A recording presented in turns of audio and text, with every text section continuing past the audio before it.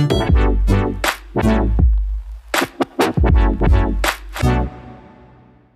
right, welcome back, everyone. Ready for another deep dive? Always. Okay, so today we're headed to Croatia.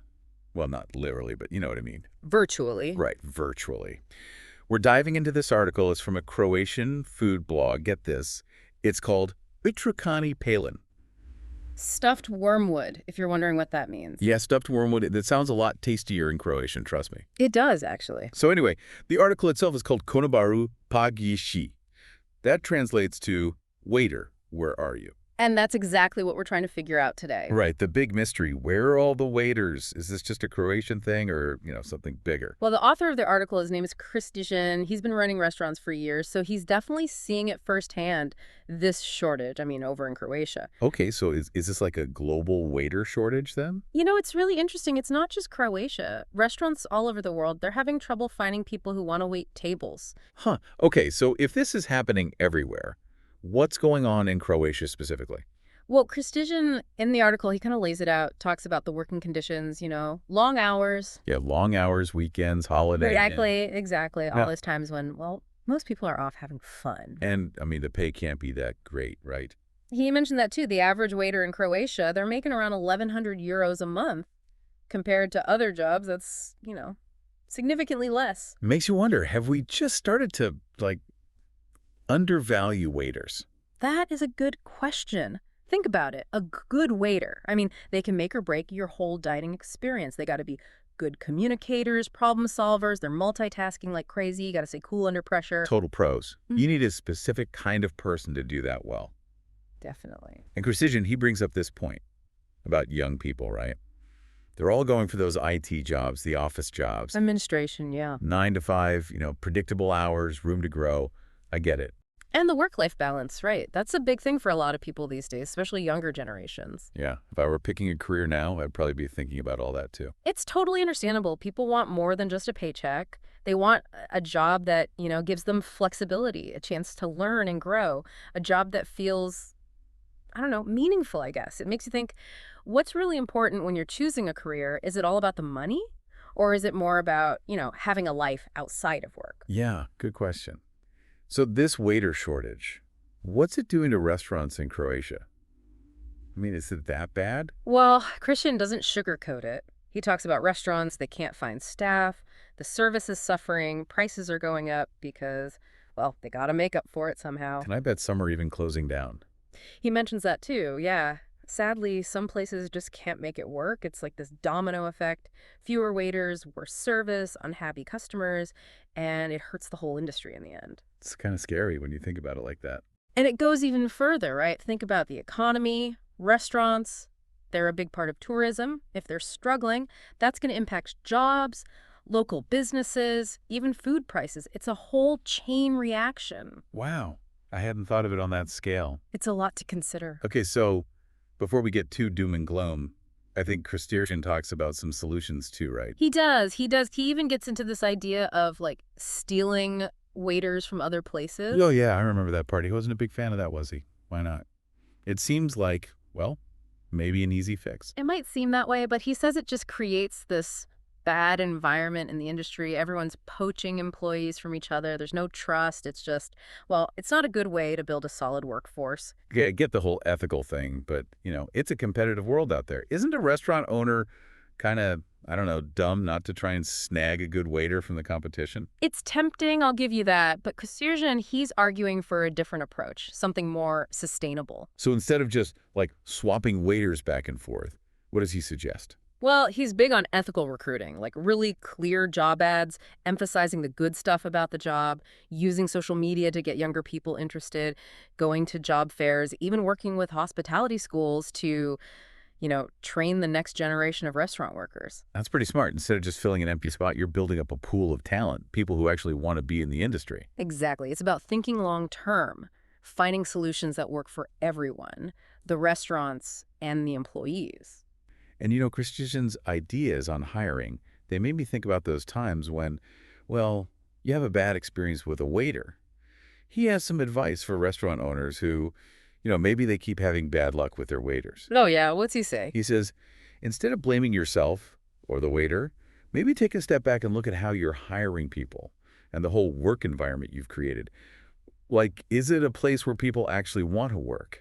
Makes sense. Take responsibility and make it a place where people want to stay and, do their best. Exactly. So, what are some things to watch out for when you're interviewing people? And how can restaurant owners train their staff, invest in them so they stick around and, I don't know, grow? Yeah. It all comes down to being a good leader, I guess. That's a good point. You got to create a culture where people feel valued, supported, where they can learn and improve. And that brings us to maybe Christopher's biggest point. He says the whole industry, they got to work together to change how people see waiting tables. It's not just a dead-end job. Right. He wants to get rid of that whole image. But is that even possible? I mean, waiting tables has always been seen as temporary gig, right? Can we really change that? It's a good question. It's definitely ingrained in how we think, but Chris Eugen, he thinks we can start to change things by focusing on the potential, show people that there's room to grow, to build a career in the restaurant world. So how do we do that? How do we change the narrative? Well, we can start by showing off the skills waiters develop, like communication, problem solving, thinking on your feet, staying calm in a crisis. These are skills you can use anywhere. That's true. I never thought about it like that. We always talk about what waiters do, but not the skills they learn while they're doing it. Exactly. And it's not just the skills, it's the human connection too, right?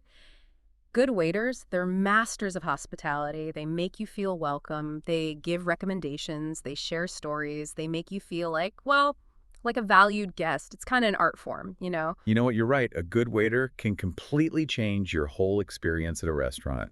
You feel seen, you feel taken care of, and that's a powerful thing. Absolutely. And sometimes, that connection with a waiter, it can lead to unexpected things. Maybe they inspire you to try something new, or you have a conversation that sparks an idea, opens your mind a little. Maybe that waiter's a future sommelier, Yeah. or they're going to open their own restaurant someday. This is just the first step.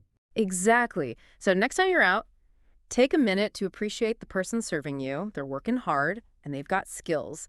Maybe chat with them a little. You might be surprised by what you learn. Yeah, you never know. You might even inspire them. Or who knows, maybe they'll inspire you. It's true. And we can all do our part to change how people see this profession, make it a more supportive, appreciative environment for the people who choose to do it.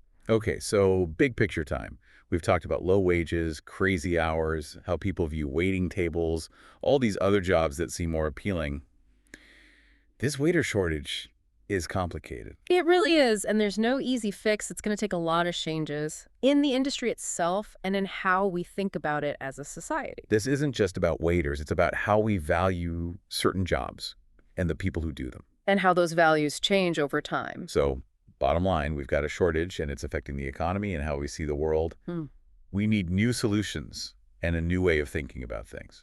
We definitely do. And that's where I'll pick up next time. Yeah, it all comes back to creating that positive environment, right? Yeah. Where people actually want to work, not just to keep the staff you have, but to attract new people too. Which brings us back to something Christesian talked about, like this big idea he has.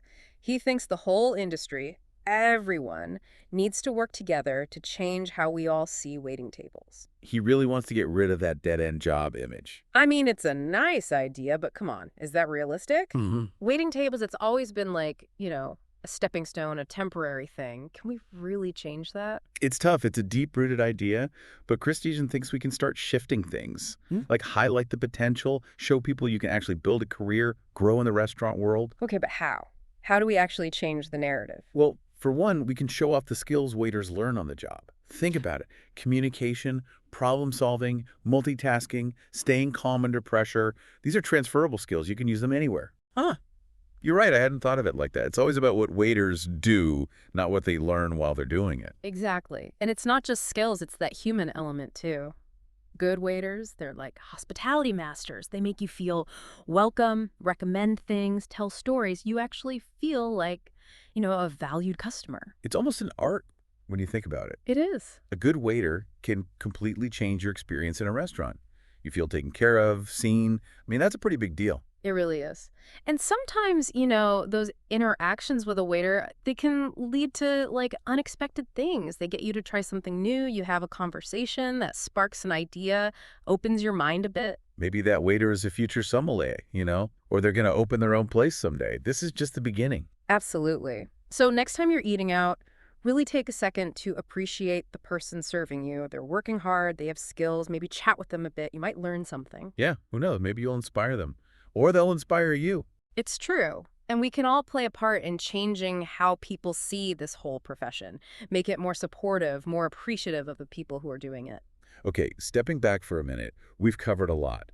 Low pay, crazy hours, how society sees waiting tables, all these other jobs that seem better.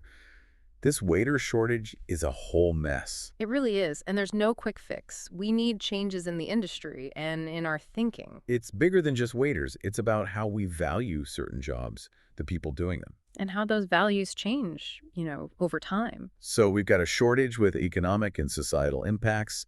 It's a challenge. We need new solutions, new ways of thinking. We do. It really highlights how everything is connected, doesn't it? Yeah, how our individual choices, what we value as a society, they all shape the world around us. It's pretty fascinating. Even something simple like going out to eat, it's all tied into these bigger trends, these big challenges. This whole deep dive has definitely changed how I see restaurants, the people who work there. Me too. And hopefully our listeners are thinking a little differently too now. Maybe someone out there is thinking about a career in hospitality, or at least they'll appreciate their server a little more. That would be great.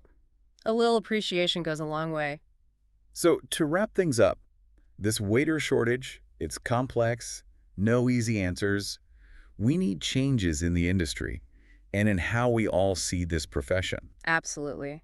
And it all starts with awareness, understanding the challenges, recognizing how valuable good wait staff are. Then we can start creating a future that works for everyone. Well said.